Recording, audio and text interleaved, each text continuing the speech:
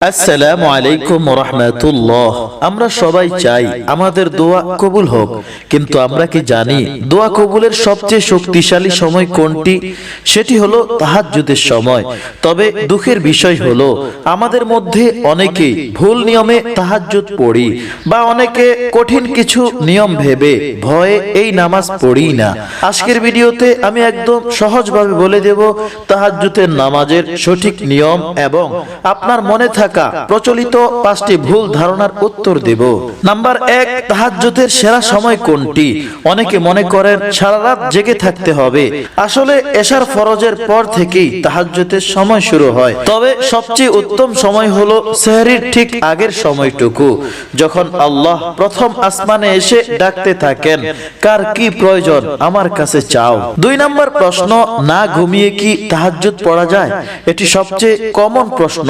নিয়ম হলো ঘুমিয়ে উঠে পড়া, কিন্তু আপনি যদি ঘুমাতেই না পারেন বা রাতে জেগে কাজ করেন, তবে শেষ রাতে তাহাজ্জুদ পড়ে নিলে আল্লাহ আপনাকে সওয়াব দিবেন ইনশাআল্লাহ। 3 নাম্বার, সূরা ইখলাস কি নির্দিষ্টবার পড়তে হয়?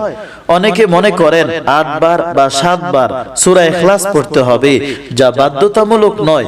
আপনি আপনার পছন্দ মতো যে কোনো সূরা দিয়ে এই নামাজ পড়তে পারেন। তবে গুরুত্বপূর্ণ হলো নামাজের একাগ্রতা। 4 নাম্বার, কত রাকাত পড়বেন? নবী সাল্লাল্লাহু আলাইহি ওয়াসাল্লাম কখনো কখনো 4 রাকাত, আবার কখনো 8 রাকাত বা কখনো 12 রাকাত পড়তেন। আপনার হাতে সময় কম থাকলে মাত্র 2 রাকাত পড়েও আপনি তাহাজ্জুদের সওয়াব পেতে পারেন।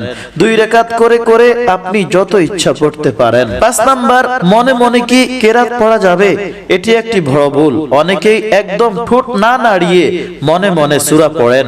মনে রাখবেন, অন্তত বিড়বিড় করে বা খুব নিচু সুরে হলেও শব্দ করতে হবে, যেমন নিজের কান পর্যন্ত আওয়াজ পৌঁছায়, না হলে নামাজ হবে না। তাহাজ্জুদের নামাজ কিভাবে শুরু করবেন? নিয়ত কিভাবে করবেন? মনে মনে ইচ্ছা করবেন যে আমি 2 রাকাত তাহাজ্জুদ পড়ছি। নামাজ স্বাভাবিক 2 রাকাত নামাজের মতোই। প্রথম রাকাতে সানা, আউযুবিল্লাহ, বিসমিল্লাহর পর সূরা ফাতিহা এবং অন্য সূরা। দ্বিতীয় রাকাত শেষে তাশাহুদ, দুরুদ এবং দোয়া মাসুরা পড়ে সালাম ফিরাবেন। তাহাজ্জুদ পড়ার পর আল্লাহর কাছে দুহাত তুলে নিজের মনের সকল কথা বলুন, কারণ এটি দোয়া কবুলের শ্রেষ্ঠ সময়। আজকের ভিডিওটি ভালো লাগলে লাইক দিন এবং আপনার বন্ধুদের সাথে শেয়ার করুন, যেন তারা সঠিক নিয়মটি জানতে পারে। আপনি কি আজ থেকে তাহাজ্জুদ শুরু করেছেন? কমেন্টে ইনশাআল্লাহ লিখে জানান।